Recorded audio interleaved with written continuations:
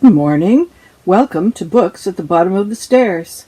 I'm talking to you from the camp. And this is the only new thing that we have this year. I reupholstered the furniture chairs, or cushions rather. And so it's prettier. It's not quite so grungy as last year. The pillows were just really, when you're beside the sea, you get all this kind of black stuff. It's not really mold. It's not really dirt. It's sort of mildew. I don't know what it is. And it just doesn't scrub off. So, so that's why I have to replace that every so often. And the glare is kind of bad up in the corner there and there, but this is vinyl across the top, and behind me is all screen. So for those of you who haven't been here before, this is the camp that Steve and I go to every summer. It's ours, and it's a small piece of land that branches off of a road. There's a provincial road that comes from a little bit over there and crosses a little bridge, and under the bridge, that's where the Medway River goes back and forth. I mean, it's a small bridge, and it's not the whole river. It's just a little. I guess this would have been like a small cove at one point. So they joined the road for the two peninsulas, and that gives us what was sort of a scraggy island, geologically, I don't know, at one point is now just, another piece of land. And so we have a little bridge that goes across the ditch, and that gets us onto this property. And it is too small for septic and too small to drill a well. So it is basically a camp. We've built this screened porch, and it's not much. It's about 4 bays. So let me see, there's one behind me, 1, 2, 3, there's another one, 4 by 4 bays around. And in here we have got a 2-seater table and I guess some lawn furniture. And then across the one end is all cooking and cleaning and coolers and water and cat litter and propane tanks and raincoats and, all the stuff that makes a campsite a campsite. Then over to just off the corner over there, about, I don't know, what is that, 20 feet away, is a bunkhouse. And for those of you who've been here in other summers, I've shown you the annex, and it hasn't really come along any further. We do have flooring, and so maybe probably by the end of August, I'll be able to show you the finished space, because we've got flooring, and I think there's going to be a chair and possibly sort of a fold-down table bench thing that could be used as either as a work table or possibly like a bunk bed, because every once in a while one of the kids joins us, and so they're adults now. They don't like sleeping on tent floors with all the stones sticking up. I used to say, you're a little squished between the rocks. And so there are books up here. Generally, this is the time of year where I just rock through a huge box of books, and I'm sort of doing that, but this year, 2025, has not really been a year of reading for me. There's been one thing or another. And last week, I was bit by a tick. I think if you saw the previous video, you'll know that I got the early symptoms of Lyme disease. And honest to Pete, people, if you didn't see that video, that's fine, but the symptoms of Lyme disease are the weirdest flu you have ever had, a headache that's not like any other headache you've ever had, and you just sit there and go, what on earth is wrong with me? The tick bite doesn't always show up as a bullseye. Like mine was big. The bullseye was about that big.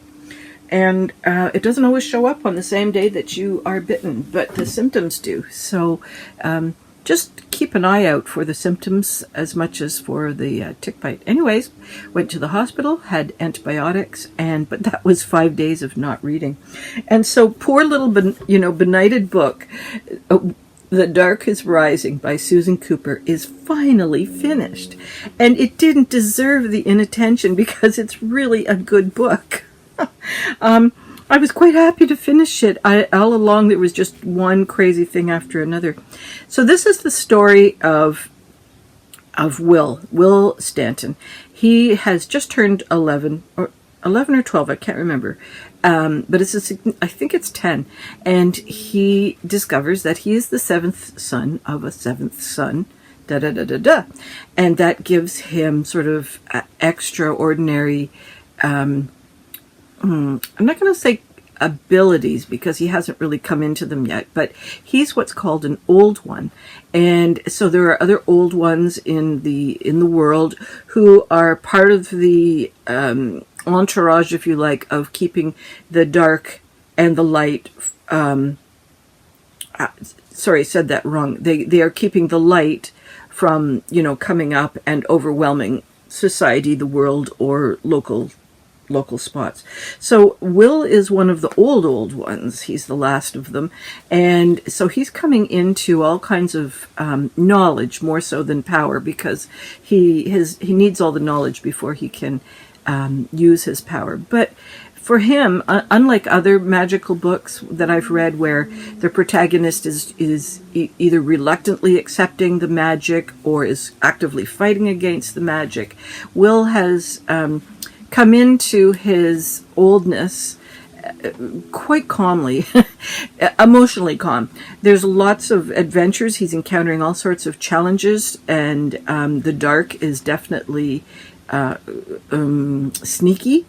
And I was thinking about it along as I was reading, because quite often you get, the wicked ice cream, the wicked ice queen, or something like that, where they embody the darkness, and so you end up having to overcome that being. And in this case, the dark is rather amorphous. It has one or two representatives, but unlike good, which has all these old beings, old ones, who are the bulwarks against evil, the dark just seems to be this miasma, and has the occasional conduit, but it seems also not really sentient, which in some magical books you do have a sentient evil, and so it's quite a different kind of dark, and it's also quite a different kind of good, in that there are moments where, in order for the good to achieve the greater good, sometimes things happen to people that are regrettable. And so we have a character, Hawkins, is that his name, Hawkins, who, he could make a choice, and the person who was sort of using him, like the Merlin-esque character is using Hawkins to retrieve something that is necessary for the good to prevail. And I don't think that Hawkins has clued into that he has a choice. He could say no. So when things go in a certain way, Hawkins realizes that he's somewhat dispensable. He's actually not dispensable, but he perceives it that way. And so for that character, there's this moment of emotion that supersedes the good of the people, I guess, so the individual overcoming the needs of the group, in a sense. And so we've got all these kinds of different explorations of what is good, and what is good for one person isn't necessarily good for another person, and what is bad. I guess there are different levels of evil as well, and although that isn't as deeply explored. But Will Stanton has to come into several signs, and he is the sign seeker, and he needs one of wood and ice and stone and water and fire. I'm missing one. Air, possibly. And so his task is to find these signs. Now, luckily for Will, he doesn't actually have to go on a quest. They're all within his immediate neighborhood, which I think was the only piece I found a little improbable. Just the alignment of the signs with the birth of the last of the old ones, and it just, that little piece for me was a little bit well, I mean, it was convenient in that the book didn't go on and on forever as poor Will was questing for all over the place. But it had this little frisson of improbability. I don't know why I expect probability in my magic. That is just an error on my part. However, it was good. I really enjoyed it. And so Will's journey is about finding these signs, but also about coming to accept his role in the group of old ones, but also how do you be someone who's like has the knowledge of 600 years or 1,000 years worth of good and evil in their brain, but also be a 10-year-old boy with a mom and a dad who want you to go to bed. So there are a couple of little funny moments like that. He's got an older brother who's like, "You're just a pipsqueak." No, actually, I've got a lot of power. I could turn you into a turtle if I wanted to. I think that. I liked that. Well, I mean, it wasn't that blatant, but I think that's a theme I enjoy whenever I come across it. Okay, so good book, and I'm headed to the Green Witch probably at the end of this month if all goes well. The next book I read was Ferris by Kate DiCamillo. Now, I mean, you just cannot go wrong with Kate DiCamillo. I have yet to read anything that she has written that hasn't just really been, part of my heart. She really has traveled with me. I think there was one where I wasn't quite as... It was still beautifully written, but I think it's called The Puppets of Spellhorst, and I think it probably had to do with just the fact that they were puppets, and I don't remember. I just don't remember loving that one as much as the others. But in this book, it mentions that there are 12 other that are from Candlewick Press that are by Kate DiCamillo. Now, when I purchased this book, the lady at the checkout said that she thought there was something else coming. I have it in my head that there's a group of 3 books, and I don't think it's this book. So I'm just not sure. I'll have to do some research. So we have Ferris, that's not her real name. Her real name is Emma Phineas, but she was born under a Ferris wheel. Her mom gave birth rather unexpectedly at a fair, and so her nickname is Ferris. She has a younger sister who's about 6. Ferris is about 10, and the younger sister, Pinky, whose name is... I'm going to say Eleanor Rose, but they've called her Pinky ever since the beginning. Oh my gosh, she is just a firecracker that is continually lit and popping. She wants to be a robber. She's determined to rob a bank. She comes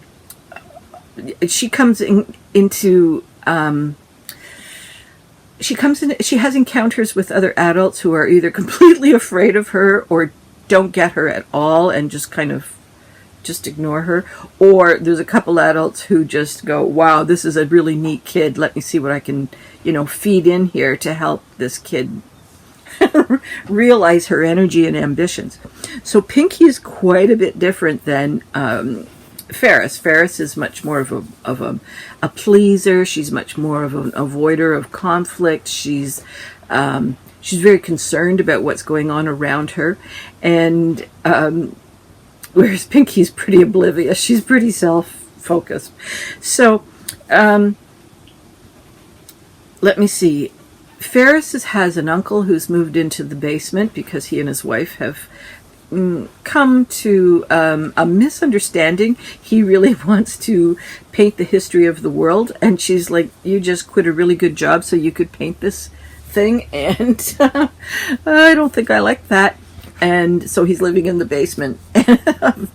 There's also Charisse, who is the grandmother of the family, and she is getting more ill. And we're starting to see her relationship with Ferris.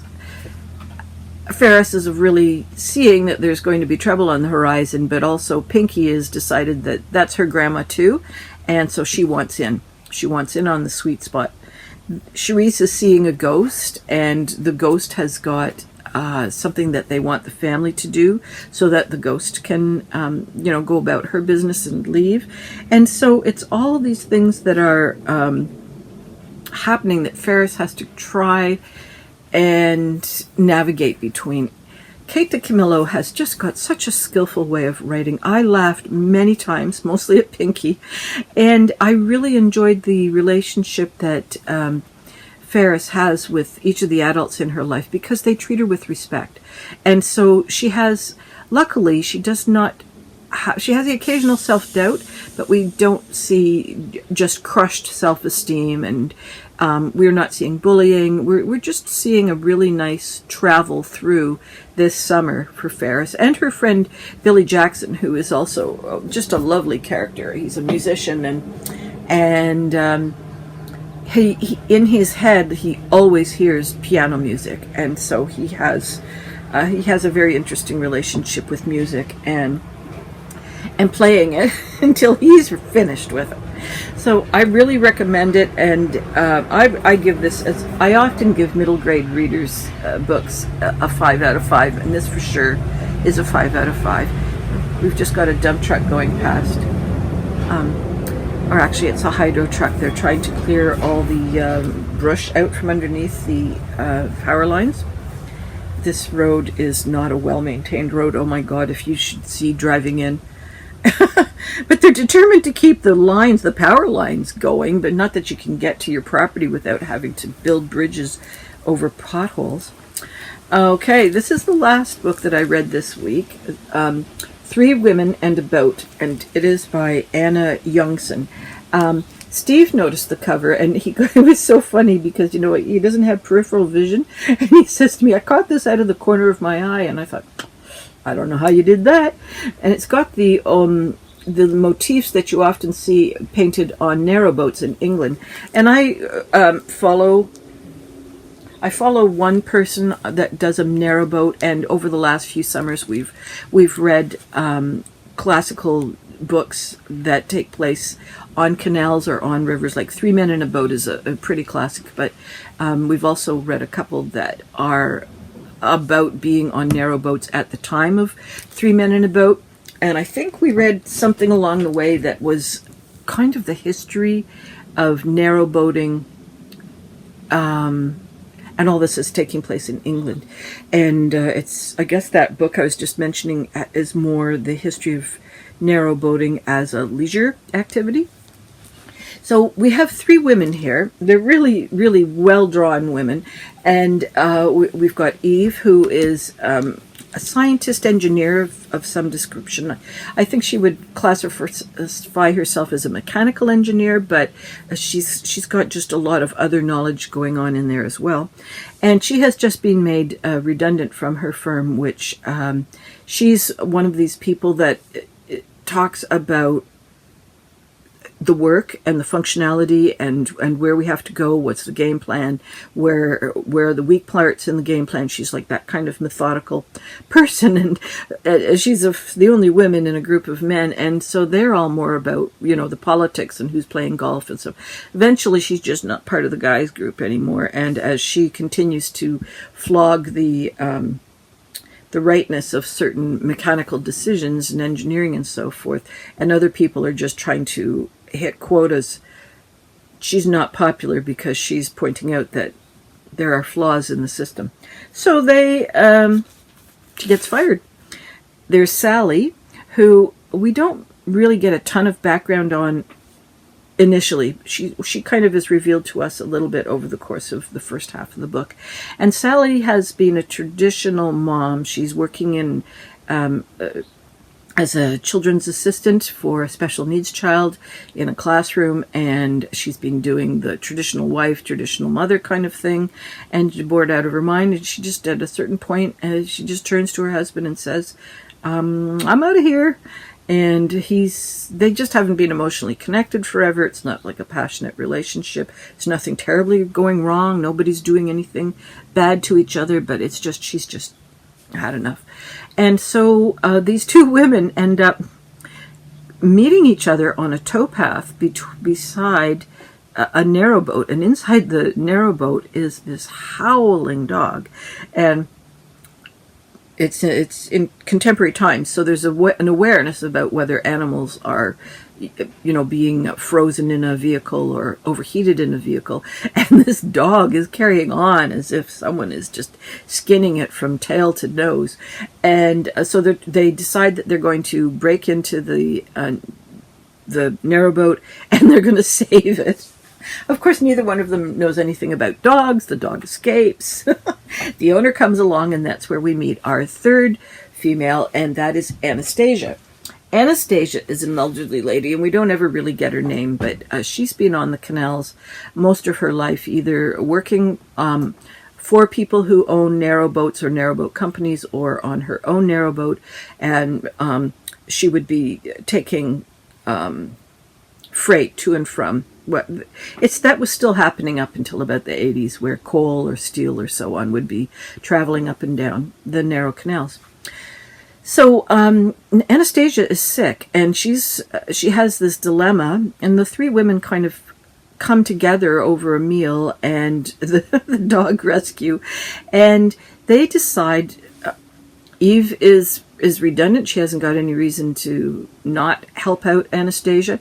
Sally's bored. She has no reason to not help out Anastasia. Anastasia is definitely an independent character, but knows she needs help because she needs to get the boat up for repairs and the boat back. And so what they end up doing is Anastasia takes Eve's apartment, and Eve and Sally take the narrowboat, and they motor it up to Chester, where it's going to receive its repairs, and then they have to take it back. And so while Anastasia is at Eve's apartment, she's going for tests and surgery and so on. So Anastasia is really present, except she's not actually physically in the space of the narrowboat, and Eve and Sally are keeping contact with her through phone. There's several other characters that come along the way. There's Trompette and Billy, who are on another narrowboat, and they are buskers and storytellers. And there's Arthur, who keeps coming in and out. He's kind of like a stray cat, just comes and goes as the mood strikes him. Then there's Owen, who owns the narrowboat shipyard up the way where the boat is headed, and there's all the locks and riversides, canal sides, pubs, and so on that are encountered along the way, and so the boats can only go at 4 miles an hour. So what would be, let's just say 60 miles. It's going to take them almost a month to get from point A to point B, and then there's waiting 2 weeks for the boat to be fixed, and then they got to get it back in time for Anastasia to be in recovery because she wants to be back on her boat. So this is the underlying portion of the book. There's an awful lot of thinking about what is freedom and what is next steps, and when you come to a turn in the road, what are the things you need to think about in order to make a pivot, or do you make a pivot? Do you stay where you are, but you're there because of choice as opposed to sort of attrition or creep? And so every once in a while, it got a little bit too heavy on that for me, especially as we're nearing the end of the book, where decisions finally do have to be made. The boat gets to where it needs to go. That's not a spoiler. But what's going to happen next with all these characters who have had transition on their mind, but haven't actually, they're sort of in a stasis moment, right? Being in the hospital, you're sort of outside of yourself, and being on the narrowboat is sort of outside of themselves too. And is it realistic for the two ladies to want to continue to have a narrowboat experience, or is that really truly them, or is this like a slice in time, and they're sort of just looking down on their lives? Is the narrowboat the actual place to go next, or is it just the vehicle to help them analyze? So there's a bit of philosophy that's a little heavy-handed towards sort of maybe around page 270 or something like that. But then as we get to the ending, it manages to it manages to be resolved in a good enough way. And there's a bit of found family in there. There's certainly found friends. And there's some interesting things around accepting each other. Why would these two ladies on a towpath be able to go for 4 or more weeks on a narrowboat and not kill each other? And that has something to do in the discussion points about, like, how do you be a fellow traveler, I guess. I really enjoyed it. I rushed the last 30 pages because I wanted to get it done for this video. But still, that's okay. I still enjoyed the last 30 pages. And so yes, I would give this a definite 4.5 star review. And has she written other things? I think this is for Meet Me at the Museum was her debut novel, which I'm going to go look for. And it was shortlisted for the Costa Best First Novel Award and won the inaugural Paul Torday Prize for Debut Fiction for Writers Over 60. I guess there's hope. Anyways, I'm going to see if I can get her Meet Me at the Museum in the fall. And when was this published? Pretty recent. Oh, 2020. Well, maybe there's something else. You never know. So that's it for me. I hope all your reading dreams and adventures continue to come true and that you're having a nice summer day wherever you are. Bye-bye for now.